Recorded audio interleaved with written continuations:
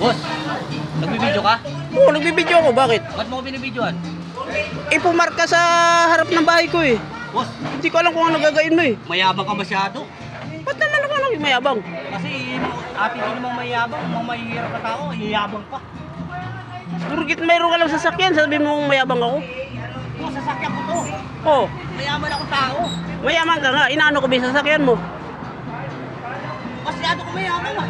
Ako, kaya binibidyohan kita dahil baka mamaya kung anong gawin mo dito sa pamumuhay namin. Umanda ka sa tatay ko, lasing papa ko. Pa, hindi ka rito pa. Ano ba yung ano? Pa, ito, iluloko ko dito. Mukhang Pa. naawan mo yung anak ko ah. Ay, sinakyan natin. Hindi kaya lang ako nagbibideo kasi nagpark kayo dyan. Ano nga baka na ano, nag-stop? Mayabang masyado yan. Nagpark kayo dyan, siyempre bibidyo ko kayo. Kung pumasok kayo sa pamamahay ko, Makakapasok ba yung sasakyan na yan? kung kayong dalawa pumasok, Namin gagawin. hindi ko naman kayo kilala eh. Mayabang ka masyado. Kaya kumukuha lang ako ng security. Mahirap ka lang. Gusto mo isakay ka namin eh, galing ka Grabe kayo manalita.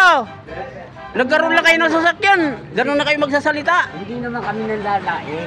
Ang ibig Purgit sabihin- mahirap lang kami, ginaganito muna kami. Wala kaming pinapanigan, pero kami, kaya kita isakay dyan. Oo, sakay ka namin yan. Gusto mo. Hindi ko kailangan sasakyan, magkakarito na lang ako.